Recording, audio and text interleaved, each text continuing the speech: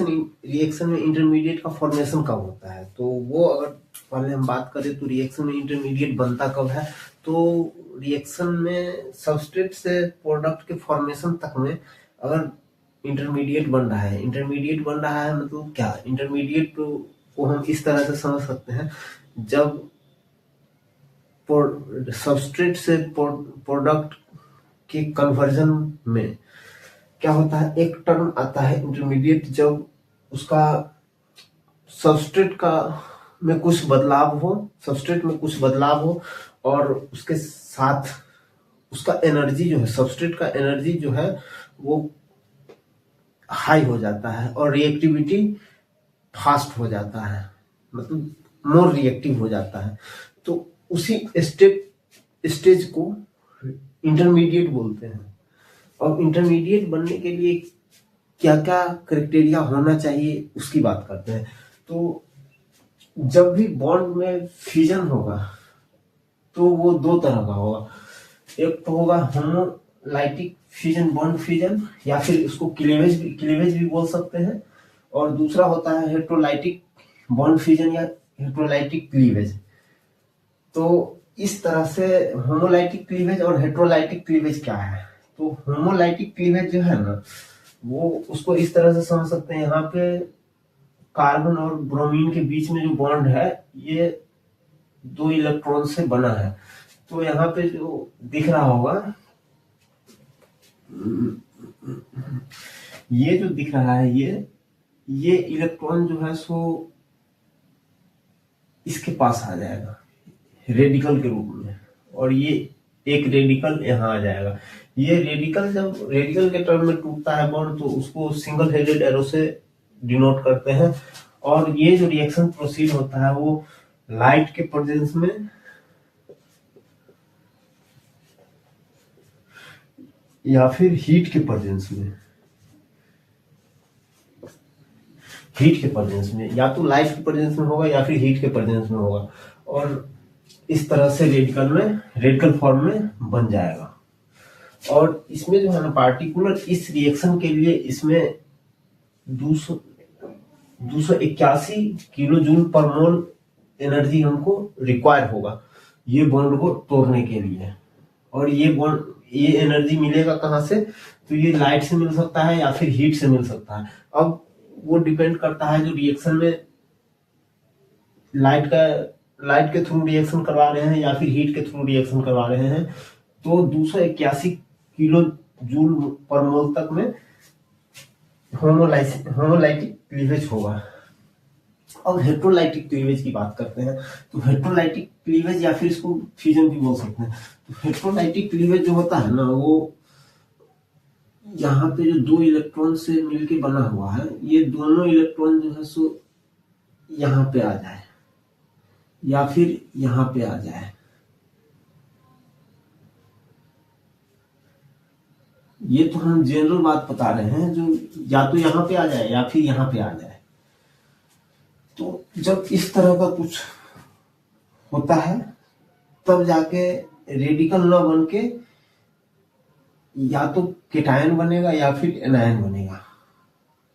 अब रिक्वायरमेंट क्या है रिएक्शन में, उसके हिसाब से रिएक्शन होता है। हाँ, एक बात और बता दें, ये जो बताए हैं जो बॉन्ड का शिफ्ट होता है, इलेक्ट्रॉन जो है बॉन्ड पेयर जो है वो शिफ्ट होगा, या तो इस पे होगा या तो इस पे होगा। वो डिपेंड करता है इलेक्ट्रोनेगेटिविटी। एक टर्म आता है इनऑर्गेनिक में, जब इनऑर्गेनिक में पीरियोडिक प्रॉपर्टी पढ़ते हैं, तो इलेक्ट्रोनेगेटिविटी।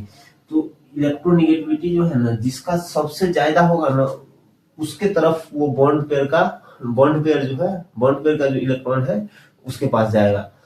किसके पास? जिसका इलेक्ट्रोनेगेटिविटी ज्यादा हो। तो इलेक्ट्रोनेगेटिविटी की बात करते हैं तो यहाँ पे इसका ब्रोमीन का इलेक्ट्रोनेगेटिविटी जो है ना हाई होता है।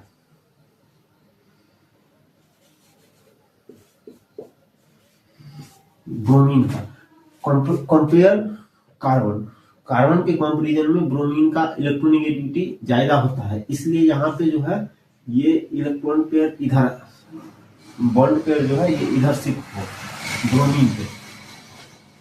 जैसा कि यहाँ पे दिख रहा होगा, कार्बन पे पॉजिटिव चार्ज आ गया है, काहे कि ये अपना इलेक्ट्रॉन खो चुका है और इस पे निगेटिव चार्ज आ रहा है, काहे कि इसके पास जितना था उससे ज्यादा इलेक्ट्रॉन अब इसके पास है, तो इसलिए यहाँ पे निगेटिव चार्ज आ गया, यहाँ पे पॉजिटिव चार्ज आ गया। और यहीं पे बात करते हैं अगर हम कार्बन और हाइड्रोजन की, तो हाइड्रोजन यहाँ पे जो है ना, यहाँ पे कार्बन पे निगेटिव चार्ज आ जाएगा। जैसे यहाँ पे देखने को मिल रहा होगा अपना लोग को, जो यहाँ पे 766 किलो जूल पर मोल एनर्जी रिक्वायर होगा। क्यों? क्योंकि यहाँ पे जो है ये बॉन्ड जो है बॉन्ड पेयर के इलेक्ट्रॉन को यहाँ पे लाने के लिए इतना एनर्जी का जरूरत पड़ेगा अपना लोग को। अब यहाँ पे दिख रहा होगा ये एसिड है, तो एसिड क्या है ना, जब भी एसिड के प्रेजेंस में रिएक्शन करवाते हैं ना, तो कार्बोकेटाइन का ही फॉर्मेशन होता है। ये बात ध्यान रखने वाली है, जब एसिड के प्रेजेंस में रिएक्शन करवाते हैं तो कार्बोकेटाइन का फॉर्मेशन होगा, और जब अपना लोग बेस का यूज करते हैं तब जाके कार्बो एनायन का फॉर्मेशन होगा। मीन्स क्या? कार्बो एनायन मीन्स Ca, और कार्बोकेटाइन एसिड के प्रेजेंस में जब रिएक्शन होगा तब जाके कार्बोकेटाइन बनेगा। अब एसिड में क्या सब ले सकते हैं, तो जनरली H+ हो सकता है, H+, या फिर एक इस तरह भी हो सकता है AlCl3। ये क्या है? इलेक्ट्रॉन डिफिशियंट कंपाउंड है। AlCl3 क्या है? इलेक्ट्रॉन डेफिशिएंट कंपाउंड है। और ये H+ कहाँ से आ सकता है, तो कोई एसिड से आ सकता है। जैसे बात करते हैं अगर H2SO4, H2SO4 क्या है अपने लोग? ये एसिड है। क्या है? एसिड है। अब इसका क्या करते हैं ना हम, ये जब टूटता है तो H+ में और यहाँ पे प्लस HSO4 माइनस में टूटता है, तो यही H+ जो है ना, यहाँ पे रिएक्शन में पार्टिसिपेट करेगा और यहाँ ब्रोमीन के साथ बॉन्ड बना के अपना एक अलग सेपरेट कंपाउंड बनाएगा और ये अपना इंटरमीडिएट बच जाएगा। अब ये जो होता है, ये जो इंटरमीडिएट बना है ना, ये इसका एनर्जी हाई एनर्जी होता है और ये रिएक्टिव होता है, काफी रिएक्टिव होता है। तो ये एसिड के प्रेजेंस में होगा जब कार्बोकेटाइन बनेगा, और कार्बो एनायन के बनने के लिए बेस का प्रयोग होगा, यूज होगा। कार्बोकेटाइन की बात करें तो कार्बोकेटाइन को कार्बोनियम आयन बोलना बहुत गलत होगा, क्योंकि बहुत सारा बुक में कार्बोनियम आयन बोलते हैं, लेकिन कार्बोनियम आयन बोलना सही नहीं है। क्यों? क्योंकि कार्बोनियम आयन का मतलब कुछ और बनता है। कार्बोनियम आयन नहीं बोल के इसको कार्बोकेटाइन बोलते हैं, कार्बोनियम आयन कुछ और ही हो जाता है। अभी हम बताते हैं कार्बोनियम आयन अगर बोलते हैं तो क्यों गलत बोलते हैं। बहुत सारा बुक कार्बोनियम आयन बोलता है, लिखता है, लेकिन वो गलत है। एक साइंटिस्ट थे जॉर्ज, हंगरी में पैदा हुए थे 1927 में, और वो केटायंस के ऊपर काफी काम किए थे, और उसके बाद उसके बेसिस पे उनको जो है सो नोबेल प्राइज मिला था। ऑलमोस्ट 1994 के आसपास शायद, ऑलमोस्ट यही सब टाइम में।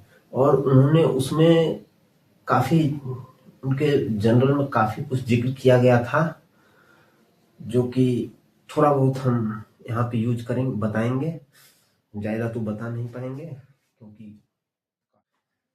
तो उन्होंने बताया जो ये जो CH5+ है ना, इसको बोलेंगे कार्बोनियम आयन।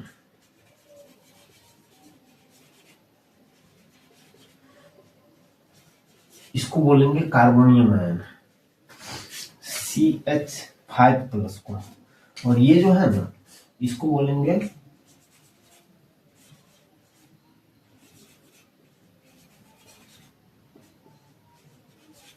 Carbonium ion. अब ये जो कार्बोनियम आयन है ना, इसको बोलते हैं, इसको उन्होंने बोला था हाइपर कोऑर्डिनेटेड।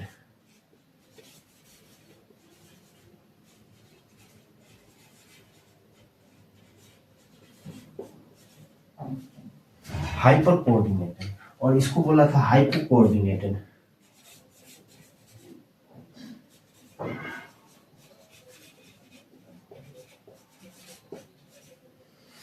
और इसमें जो है ना, ये जो दिख रहा है अपना लोग को, ये हाइपर कोऑर्डिनेटेड और ये हाइपो कोऑर्डिनेटेड, इसको बोला गया था उस टाइम में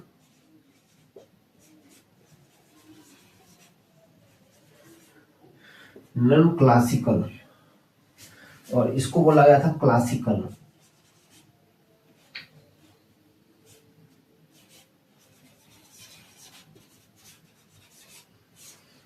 क्लासिकल मतलब ये जो है नॉन क्लासिकल कार्बोकेटायन था और ये क्लासिकल कार्बोकेटायन था।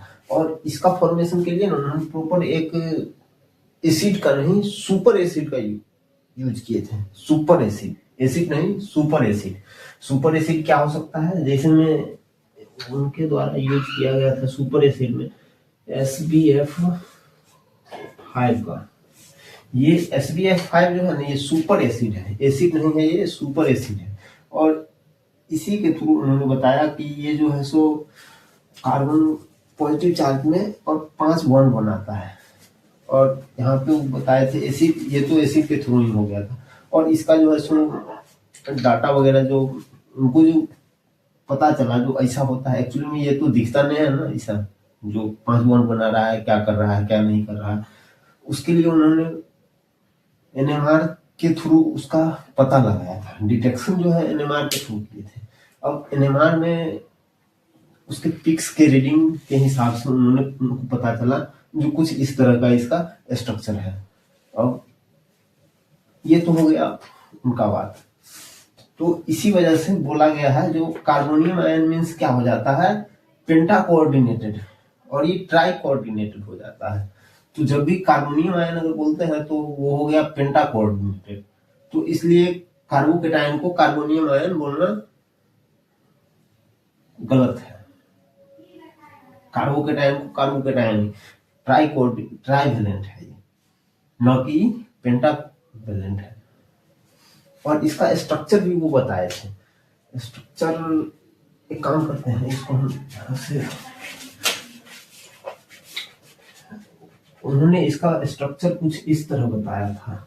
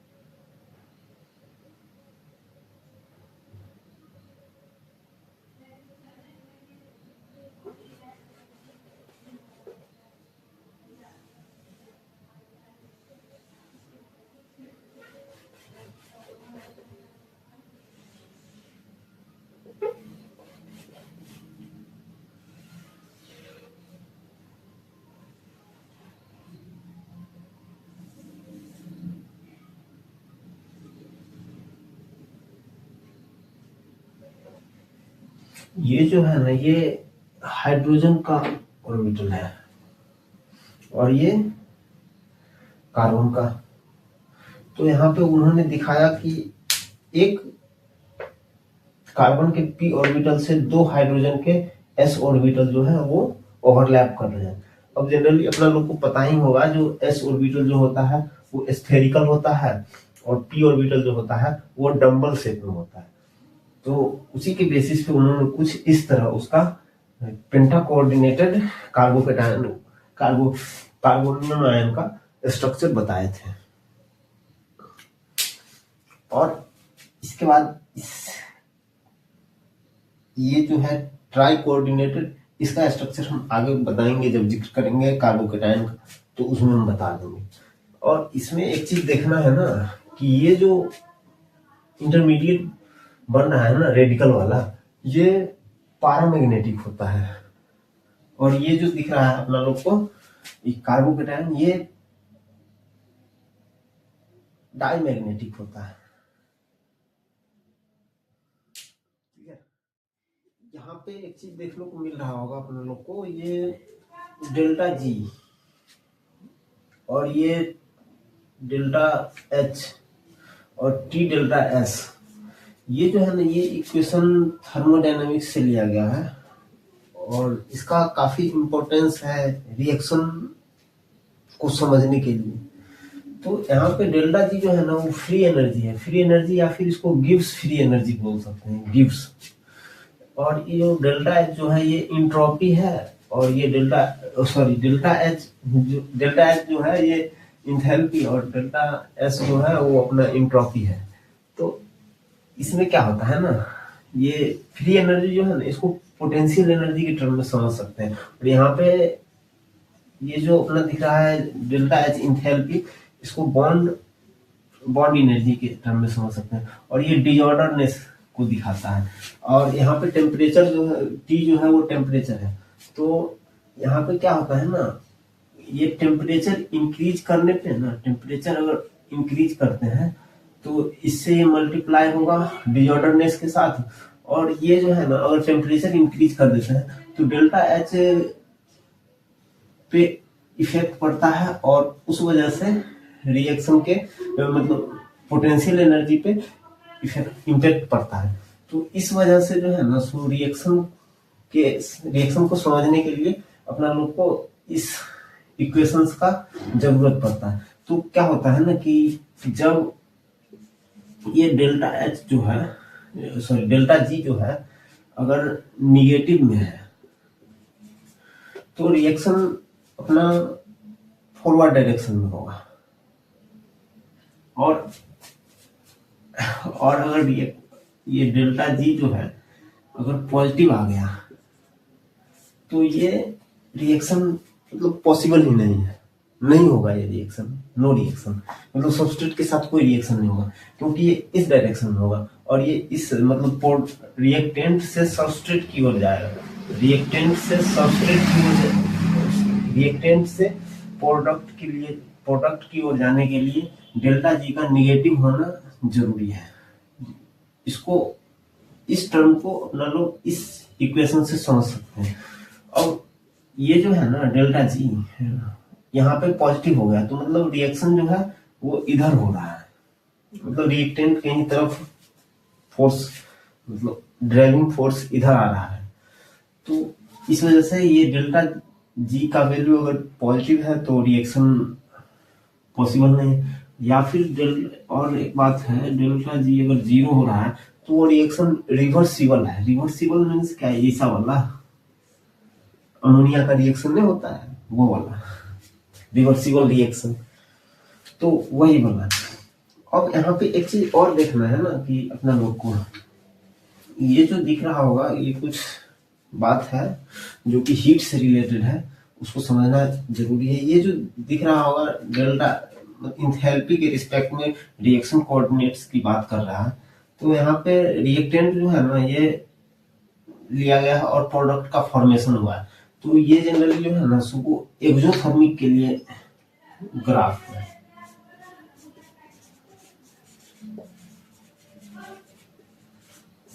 एक्सोथर्मिक के लिए, एक्सोथर्मिक क्या होता है ना कि एक्सोथर्मिक हीट जो है ना रिएक्शन में जो हीट बन रहा होगा वो रिलीज होगा एनवायरनमेंट में, तो उसको एक्सोथर्मिक बोलते हैं। और यहाँ पे जो है ना डेल्टा एच जो है वो जीरो से छोटा होगा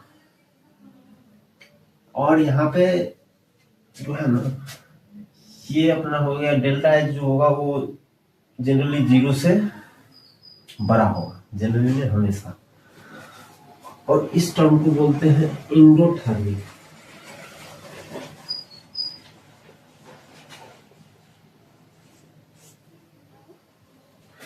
इंडोथर्मिक देखिए ये सब बातें जो है ना सो अगर आपने थर्मोडायनेमिक्स नहीं पढ़ा है या फिर आपको उसकी बातें थर्मोडायनेमिक्स की बात याद नहीं है तो शायद समझने में मुश्किल आ सकता है, लेकिन कोई बात नहीं है, इन सब से उसका कोई लेना देना नहीं है इंटरमीडिएट का। तो अगर समझ में आ रहा है तो अच्छा है, नहीं भी आ सकता है कुछ लोग को। जब थर्मोडायनामिक्स अगर आप एक बार पढ़ के अगर फिर इस लेक्चर को देखते हैं तो शायद आ जाए समझ में। उतना भी मुश्किल नहीं है ये काम, बहुत आसान है ये। जैसा जैसा बताए हैं सब सिंपल है। थर्मोडायनामिक्स में तो इससे भी ज्यादा होता है कॉम्प्लेक्स। तो अगर हम बात करते हैं कार्बोकैटायन का, पहले तो इसको देख लेते हैं। इंटरमीडिएट जब हम पढ़ते हैं ना इंटरमीडिएट, तो अभी हम जो भी इंटरमीडिएट का डिस्कस करने वाले हैं अभी के लेक्चर में या फिर आगे के लेक्चर में, वो कार्बोकैटायन होगा, कार्बोएनायन होगा, कार्बीन होगा, उसके बाद रेडिकल होगा, नाइट्रीन, और उसके बाद बेंजाइन। मतलब 6 तरह का इंटरमीडिएट पढ़ेंगे। तो पहले शुरुआत करते हैं कार्बोकैटायन से। और हाँ, कार्बोकैटायन का जनरल प्रॉपर्टीज के साथ साथ हो सकता है जनरेशन का कुछ बातें भी बात कर ले, और हो सकता है अगर वीडियो पे इस लेक्चर पे पूरे अच्छा अगर रिस्पांस रहता है तो शायद कुछ इम्पोर्टेंट रिएक्शन, कार्बोकैटायन के कुछ इम्पोर्टेंट रिएक्शन, वो भी उसका भी डीलिंग करते हुए दिख जाए हम। तो पहले देखते हैं कार्बोकैटायन का। कार्बोकैटायन क्या है? कार्बोकैटायन 3 बॉन्ड, मतलब एक तो तीन बॉन्ड होगा इसमें, और ये ट्राइवेलेंट स्पीसीज होगा, और इसके पास 6 इलेक्ट्रॉन होगा। ये 2 इलेक्ट्रॉन का ये बॉन्ड और 2, और ये 2, 6 इलेक्ट्रॉन इसमें पार्टिसिपेट बॉन्डिंग में है। और इसका हाइब्रिडाइजेशन जो होता है वो sp2 होता है। अब हाइब्रिडाइजेशन निकालना तो जानते ही होंगे।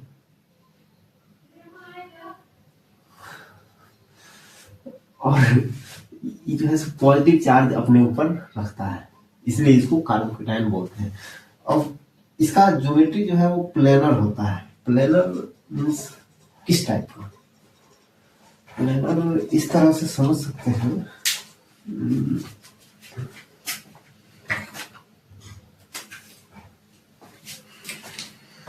ये जो दिख रहा है हम लोग को कुछ इस तरह,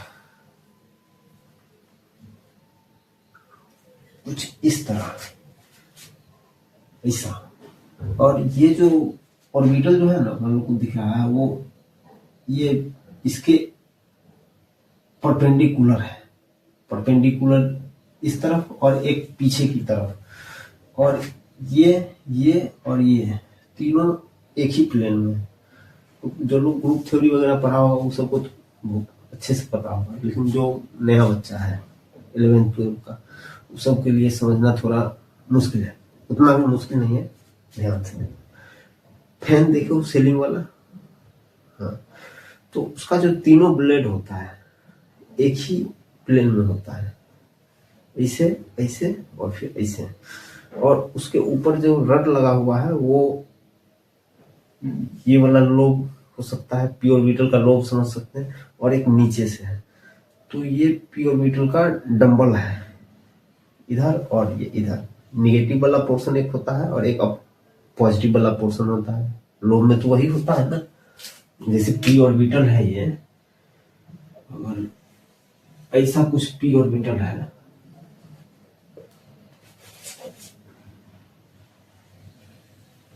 ऐसा कुछ पी ऑर्बिटल है। तो ये अगर मान लेते हैं निगेटिव है तो ये पॉजिटिव है, तो ठीक उसी तरह से ये पॉजिटिव होगा, ये निगेटिव, ये निगेटिव, ये पॉजिटिव। तो उसी तरह से पी ऑर्बिटल का अगर डी होता है तो डबल डंबल, ऐसा कुछ। तो ये प्लेनर होता है, तो प्लेनर होता है, और इसका बॉन्ड एंगल जो है वो 120 डिग्री होता है। और ये डायमैग्नेटिक नेचर का होता है। डायमैग्नेटिक मीन्स क्या? इसके पास, हाँ, डायमैग्नेटिक से एक इम्पोर्टेंट बात है, जो ये जो होते हैं ना,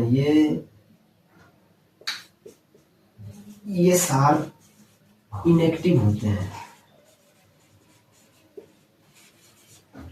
ये सार इनएक्टिव होते हैं। अब जो लोग को पता होगा ये सार के बारे में, जो बड़े क्लास के हैं वो पता होगा अच्छे से। घर का बात है। लेकिन जो नया बच्चा है, जो बच्चा शुरुआत किया है केमिस्ट्री पढ़ना, उस सब के लिए बहुत नया बात है। तो ये सब चीज़ें इम्पोर्टेंट नहीं, आगे चल के अगर पढ़ते हैं तो इम्पोर्टेंट हो सकता है। तो ये रहा। अब इसमें देखते हैं ना, ये ऑर्गेनिक मॉलिक्यूल लेते हैं और उसका एसिड्स से की प्रेजेंस में रिएक्शन करवाते हैं तो कार्बोकेटायन का फॉर्मेशन होता है। कार्बोकेटायन का फॉर्मेशन होता है। अब ये जो है ना, सो ये इलेक्ट्रॉन रिच स्पीसीज है। इलेक्ट्रॉन रिच है तभी तो अपने ऊपर पॉजिटिव चार्ज लाया है। और ये जो है एसिड जो होगा अपना, वो इलेक्ट्रॉन डेफिशिएंट स्पीसीज होगा। पहले भी बता चुके हैं, AlCl3 या H2SO4 में से H+ आता है, तो वो सब इलेक्ट्रॉन डेफिशिएंट स्पीसीज है। और जब ये इस दोनों के बीच रिएक्शन होता है तो कार्बोकेटायन बनता है। अब अगर एग्जाम, ये तो जनरल रिएक्शन हो गया। अगर बात करते हैं एक रिएक्शन की, तो अगर कुछ मान लेते हैं ऐसा,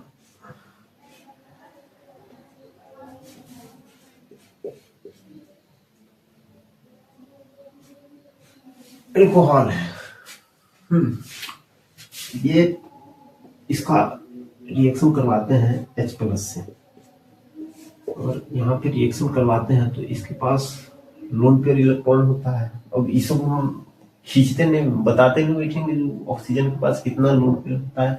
ये सब हम मान के चलते हैं कि केमिकल बॉन्डिंग से पता होगा। ठीक, तो ये जो है सो इस पे अटैक करेगा और कुछ इस तरह दिखेगा। अब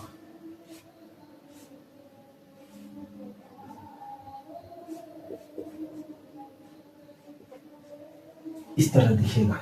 तो अब ये जो है ना, सो ये यहाँ से लीव कर जाएगा, काहे कि एक पहले से बेहतर लिविंग ग्रुप की तरह दिखेगा। तो ये इधर शिफ्ट करेगा बॉन्ड को, और फिर ये जो है अपना कुछ इस तरह दिखेगा।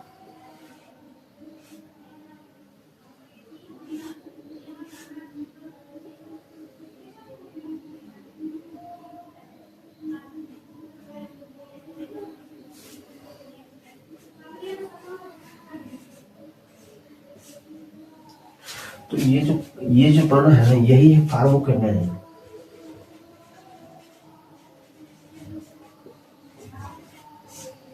कार्बोकेटायन, और उसमें भी क्या, तो ये टर्शियरी कार्बोकेटायन है। टर्शियरी कार्बोकेटायन, टर्शियरी कार्बोकेटायन जो है वो काफी स्टेबल कार्बोकेटायन है। और बात करते हैं उसके स्टेबिलिटी के हिसाब से, तो यहाँ पे क्या है ना कि एल्कोहल से कार्बोकेटायन का फॉर्मेशन हो रहा है, एल्कोहल से। तो ये भी एक जनरेशन का प्रोसेस हो सकता है, जो एल्कोहल से कैसे कार्बोकेटायन बनाएंगे उस चीज को समझने के लिए। तो यहाँ पे ये तो ठीक है, कैसे हो रहा है समझ में आ रहा है, लेकिन यहाँ पे जो है ना टर्शियरी बन रहा है, और टर्शियरी अच्छा बहुत स्टेबल है, ये बात समझ में नहीं आ रहा है। तो इसको समझने के लिए क्या करना होगा, देखते हैं। थोड़ा इसको खत्म करना होगा, इसे तब जाके बता पाएंगे।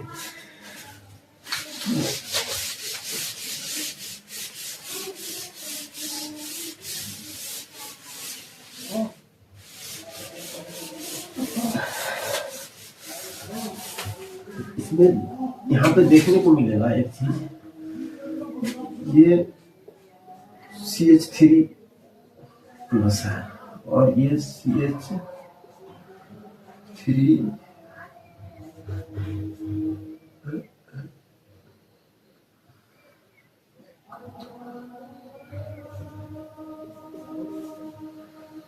और फिर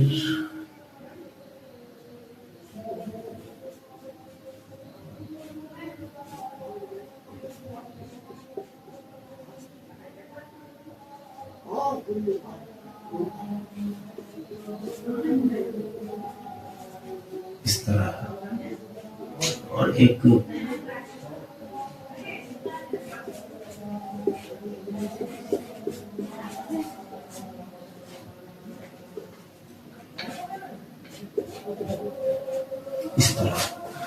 ये भी कार्बोकेटायन है।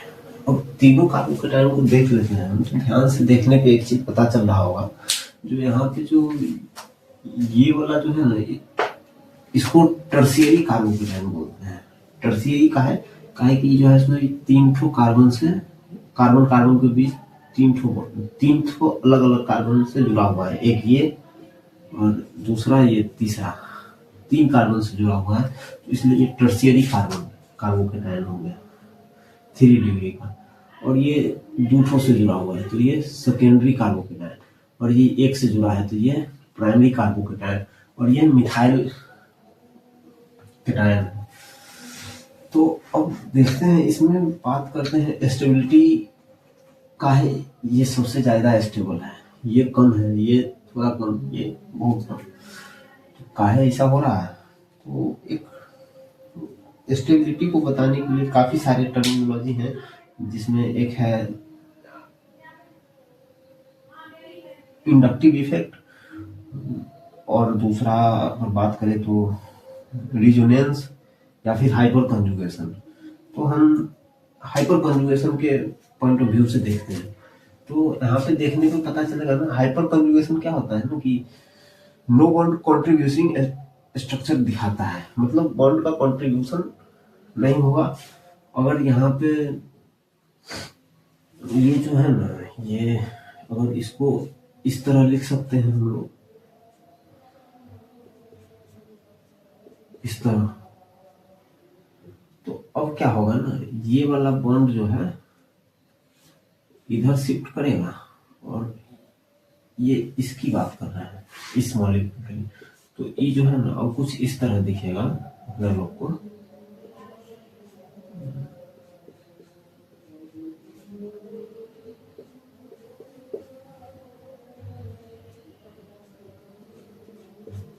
और यहाँ पे मिथाइल ग्रुप, और यहाँ पे मिथाइल ग्रुप। इस CH3 को ना इसे भी लिख सकते हैं मिथाइल। तो उतना टाइम बचाने के लिए लिखते हैं, उतना कुछ नहीं, बस समझिए ये CH3 है। तो इस तरह से करते करते ना, एक यहाँ से रिजोनेट करवा सकते हैं, फिर यहाँ से रिजोनेट करवा सकते हैं, तो तीन तो यहाँ से हो गया, और फिर यहाँ पे भी तीन होगा, फिर यहाँ पे भी तीन होगा। तो टोटल 9 हाइड्रोजन है यहाँ पे, 9 हाइड्रोजन। तो ये 9 हाइड्रोजन जो है ना, ये इसको अल्फा हाइड्रोजन बोलते हैं। काहे कि ये जो कार्बोकेटायन जो था, कार्बोकेटायन के जस्ट एडजेसेंट में जो कार्बन है ना, उसको अल्फा कार्बन बोलते हैं। तो इसके जो प्रेजेंट हाइड्रोजन है, ये अल्फा हाइड्रोजन हो गया। और अल्फा हाइड्रोजन कितना है, इससे भी डिसाइड कर सकते हैं स्टेबिलिटी का। तो इसमें 9 अल्फा हाइड्रोजन है, और इसमें बात किया जाएगा तो इसमें 6 अल्फा हाइड्रोजन है। और इस हाइड्रोजन को अल्फा हाइड्रोजन नहीं बोल सकते। काहे नहीं बोल सकते? काहे कि कार्बोकेटायन वाले कार्बन से अटैच है। तो ठीक उसी तरह से यहाँ पे 3 अल्फा हाइड्रोजन है, यहाँ पे 6 है। तो सबसे ज्यादा स्टेबल ये वाला, ये जो टर्शियरी वाला जो है 3 डिग्री वाला कार्बोकेटायन, वो सबसे ज्यादा स्टेबल है। काहे स्टेबल है? काहे कि यहाँ पे 9 अल्फा हाइड्रोजन है। अब ये वाला कार्बन जो है, ये वाला, ये तो था अपना कार्बोकेटायन वाला कार्बन, और कार्बोकेटायन के जस्ट एडजेसेंट वाला कार्बन जो है, ये कार्बन, इसको बोलते हैं अल्फा कार्बन।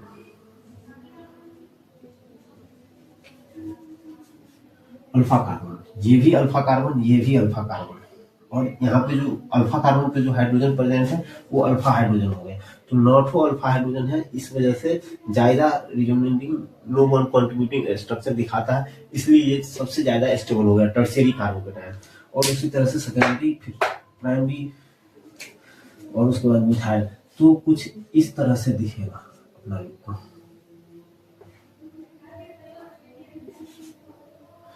पहले ये स्टेबल सबसे ज्यादा, फिर ये सेकेंडरी वाला, फिर ऐसा देख सकते हैं।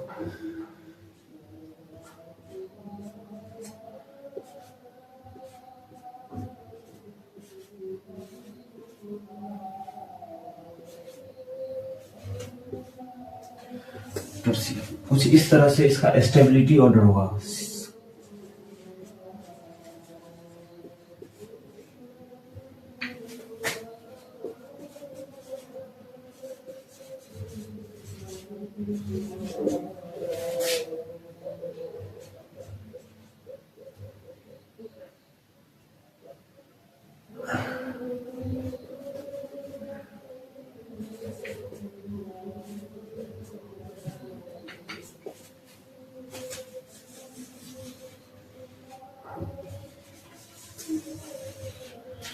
कुछ इस तरह से इसका स्टेबिलिटी ऑर्डर हो जाएगा। तो आज के लिए इतना ही रहने देते हैं, अगली बार जब वीडियो में बात करेंगे तो कार्बोएनायन और कार्बिन, रेडिकल, नाइट्रीन, बेंजीन, इस सब को कवर करने की कोशिश करेंगे। और साथ में अपना लोग है ना, सो इसका कुछ जनरेशन का भी बात कर लेंगे। जब इसका जनरल प्रॉपर्टी, इंटरमीडिएट्स का जनरल प्रॉपर्टी जब खत्म कर देंगे तो बात करेंगे हम लोग इसके जनरेशन कैसे होता है। जनरेशन के बाद बात करेंगे हम लोग। हो सकता है अगर जनरेशन के बाद बात करेंगे, अगर अच्छा रिस्पांस रहता है इस लेक्चर का, तो हम लोग बात कर लेंगे थोड़ा बहुत इम्पोर्टेंट रिएक्शन, इंटरमीडिएट्स के थ्रू क्या क्या इम्पोर्टेंट रिएक्शन है जो जानकारी होना चाहिए, तो उसकी बात कर लेंगे। बाकी थैंक यू।